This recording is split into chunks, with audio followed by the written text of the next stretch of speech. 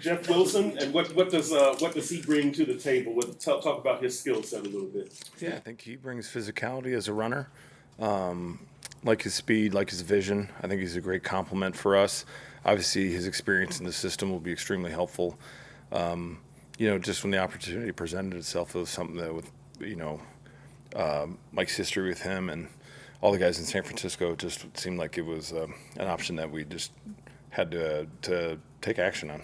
Frank, as a coach and particularly a offensive coordinator who's involved in the game planning, how do you go about working him in? I mean, Mike said that he would play, but how much he plays on Sunday is to be determined. But midweek making the trade, how do you go about kind of incorporating him into the game plan? Knowing his skill set and making sure that he's ready to go. I think that we just use the practice time, the Wednesday, Thursday, Friday to dictate his familiarity with what we're going to ask him to do, make sure that whether it's a package of plays or on a rotational basis, or I think that we use the practice time to really dictate that. Obviously, he has help coming from being in the system. The terminology is going to be the same. So we're hoping that the evolution for him to make it to the field will be very quick and smooth. On Sunday, I think the offense kind of broke out in a way that we haven't seen since week 2 against Baltimore, particularly on third down. There were a lot of times where you faced 3rd and 7, 3rd and even longer, and were able to convert. And Tua specifically has been really, really good on third down. What would you attribute that to? Because it seems like in a league where teams are building defenses more to stop the deep passing and stop the long passes, it seems like you guys are, rescuing that and able to do what you want. Mm-hmm. Well, I think between the time of early in the season and now, we've had a 3-game stretch where we were working through some, we had injury issues, guys in and out of the lineup, and obviously the second week back with Tua and the guys working together who, honestly have the whole offseason work together. I think that allows you to build on certain things that you had done earlier in the season, and then obviously you have the Pittsburgh game work into, in reality, it's like Tua's first game, second game is Baltimore. First game's back to Steelers. Next game back is versus the Lions. So honestly, I just think that guys working together, familiarity is the number one thing that helps. And then I just think that the collaboration between the staff and the players and making sure they have a clear vision of what we're trying to execute on was excellent last week. And I think that's just like everything, it's constantly a work in progress. You're trying to challenge ourselves to maintain that standard. And with the Bears this week, that'll be another challenge. Frank, we always hear familiarity and continuity is very important with offensive line. I think last week was the 3rd time this year you guys made a mid-game change, Ron, Austin, and Liam. But anyway, what is the big challenge there when a guy comes in mid-game? Is it communication, or what is the big challenge? Yeah, communication, and then also getting into the flow of the game. Once you played for a while, you kind of get a feel to how your guy's playing blocks, how he's playing his rush plan. So I think that just making sure that how do you help a player who comes in mid-game, you have good communication on the sideline throughout to make sure that they're hearing and seeing what's occurring. All right, so that way when they come in, they kind of already understand the way the flow of the game's going, how the blocks are being played out, all right, what the pass rush plan is. We think ultimately that's the best way, is that making sure that we're communicating as a staff to the players, and that the players are also communicating with each other.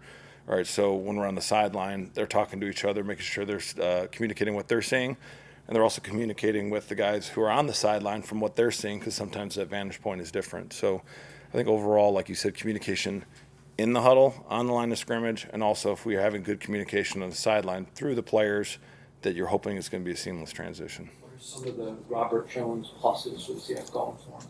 Yeah, Rob's done a great job for us. Young his career, learning really the techniques we're trying to do. Like, he has great strength, has really good upper body strength, physicality, really like his anchor. There's a lot of stuff with him that you just feeling like the physical skills are really there to be a really strong blocker. And, this would be a great chance for him, all right, as we're working through things to really take a next step in his game. And then I think ultimately all the guys, all right, as they get opportunities to play, that's where you got to take what you've done on the practice field, all the investment in the offseason. It's your opportunity to show your advancement in our techniques and our stuff. So we've liked what Rob's done so far, and ultimately our guys that have been coming off of the backup role have had to really step up this year, and I think that ultimately that's the best thing as coaches we can ask for is the guys that have to come up in the middle of the game or have to step up the next game are prepared and ready to go and execute. Frank, I'd like to ask you about a problem that you'll never have, and that is, I'm curious about an offensive coordinator's perspective. If you're going against a team, as I'm sure you do several times this year, with the quality of edge rushers that this team has now with Jalen and Bradley especially, when you're in such a situation and you're putting together a game plan, what are some of the first questions you ask yourself to sort of plot out a plan of attack rather? Yeah, it's a great question, Hal. I think it goes back to, I look at, when Minnie said that, I thought back to my first couple of years in Oakland where it was Vaughn and Bradley in Denver, and two good edge rushers. Or a couple of years ago in Chicago where it was Khalil and Leonard on the edge. I think ultimately your first thought process too is okay, what are the pressures that you're seeing? How are you going to have to handle the pressures? Then after that, you're looking at, all right, how do they deploy their rushers? Right? How do we try to minimize their strengths? Right? Are you getting guys on the line of scrimmage to affect their speed rush? Are you getting guys, all right, coming out of the backfield to chip as they go? What do they do well and how do they affect it? And is that going to be a challenge for you? So last year, I can remember specifically, we were playing Cleveland and Rashawn Slater. He's blocking Myles Garrett. He didn't want to chip. He said, no, I don't want to do that. You're screwing me up. Get out of the way. So I could see where he is so I can block him. And at that point, you're going, okay. And I think because ultimately the last element is your guys. So how do they feel about where they're going to be spatially and how they feel their matchup? Rashawn being a rookie was one of those where you're like, okay, bro, whatever you say, man, whatever you want. And then because he had that confidence in himself and he was prepared, he'd been in the NFL for 5 years. So I think ultimately you look at it, you go, okay, what are the schematic elements that are going to give you a challenge that are not going to allow you to be able to assist? How can you assist to take away what they want to do well in their rush? And then ultimately, how do your guys feel about how they want to set the guy and how can you help them? I think so. It's a combination of things between the coaches, the players, right, to basically work to contain, the elite rushers of the NFL. Hey Frank, Tua said yesterday that sometimes McDaniel is so overly positive that he has to step away and find someone else who will be real with him. And he pointed out Darrell Bevel as somebody who does that for him. Have you seen him do that, or have you seen sort of the interaction of Tua trying to be positive and McDaniel being positive to him, and him maybe needing more of that toughness? I think that Darrell Bevel is the perfect complement, all right, to what we're doing with the quarterbacks.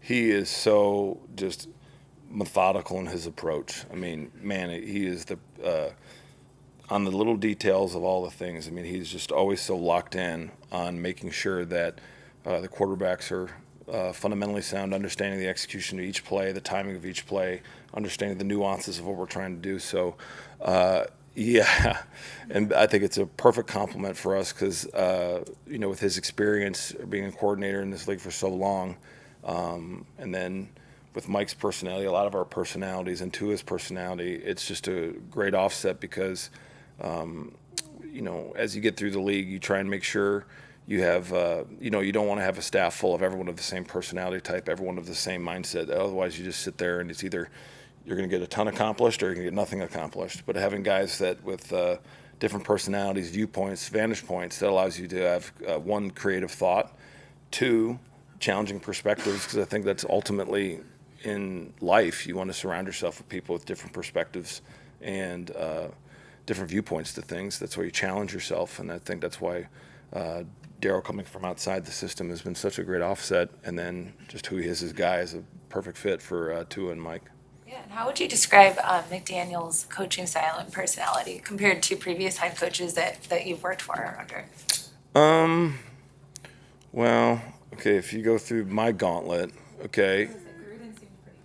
Well, John has an unbridled love of football that is, you can feel it every day, and so does Mike. John Fox had an unbelievable like energy for each day, and Staley, just with the 1 year with them, I mean, he had a positive outlook to things, and then Sean Payton, he had a great feel towards what was needed at the day. He was a great communicator of the vision for the week and each day's daily needs with the players and the staff. So, but Mike overall, I mean, the greatest thing about Mike is who he is, and as a person is what you see is what you get. He's so genuine. The positive nature is just, never believes he's out of the fight. It's always there's a way we can find a way if we just stay towards the mission. We don't distract ourselves with any negative emotion or negative thought. It truly is a joy to work for a guy like Mike, just because, the way he sees football, and then he adds that energy to it. I mean, it's just, when your boss brings that kind of energy and positivity, what you do, I mean, it's infectious. And I think it's especially infectious here. As you're starting off on a new staff, you're really trying to set the tone. And then when the leader of the football team has that unwavering positivity every day, it's just, you just feel like, man, what's going to happen today? And you just feel like you got to match it or exceed it. So, I mean, I think hopefully that's what you guys feel when we're out of practice. You don't think it's a bunch of people just standing there with their heads down. It's like you have an energy and passion for your day, because it starts with your leadership. And I think that when the leadership sets the tone that way, it's easy for all of us to set the vision and be able to follow. With Tua, we in here have seen him show more of his personality, like throwing the jabs at critics and whatnot. Since you've gotten here, is that the Tua you've always seen, or have you seen that kind of grow on him coming out of his shell? You saw signs of it. That's kind of who he is, though. He has a lot of fun, great energy and passion towards what he's been doing. I think that it's always been there. And then the hard thing is when you come into a new staff is that players, they're trying to feel you out a little bit and trying to figure out where are we going to be, in a relationship? Is it going to be, are you going to be up and down? Or and I think that when you it goes back to the last question of when the culture and the standard and the communication patterns are set, and it's based in positivity and energy, it makes it easy to just be yourself, all right? Because you're not worried about the consequences of, necessarily like you're getting every play, you're getting whatever. You just worry about being your best, and I think that's where you can see with Tua, his concentration with Bev has been to be fundamentally sound, understand what we're trying to accomplish in our plays, and then now with the success comes out your personality. So yes, as I circled all the way back around, yeah, this is kind of the guy that we kind of saw, you saw the glimmers of, because you see it in your interactions with him kind of when you first met him, and now, I mean, it's just really exciting because now we're hitting, essentially the middle of the season. And then as we talked about in here, we're starting to really feel what this football team is. And now we just got to keep executing and playing upon the good things we're doing. And just, it's a constant challenge to improve on the things that each week, presents a new challenge that we got to clean up to get better for the next week. Along those lines, kind of going on the field, if there's one thing, yesterday Tua joked with us when we asked, what have you most improved? He said the deep balls, obviously kind of as a slide at the critics. On the field, is if there's one thing you can pinpoint that he's grown at, whether it's the footwork, seeing the field, like manipulating defenders, what is one thing where you say, okay, he's really operating a higher level than earlier in the year, maybe last year's film, previous film that you've seen? I think ultimately, you would say that he has a great understanding of the timing of each play and where everyone's supposed to be. And also that in turn is because the guys around him understand where they need to be in the time of each play. So I think that his understanding of what the offense is trying to do and working with the guys to be where they need to be allows you now to take the next step of, working aspects of the coverage, right? Manipulating defenders more. So I think that would probably be the biggest thing outside of the fundamentals that he's really, he already kind of naturally had, like you could see it. And now you can see the timing of each play and the consistency. I think that's where he's made the most growth.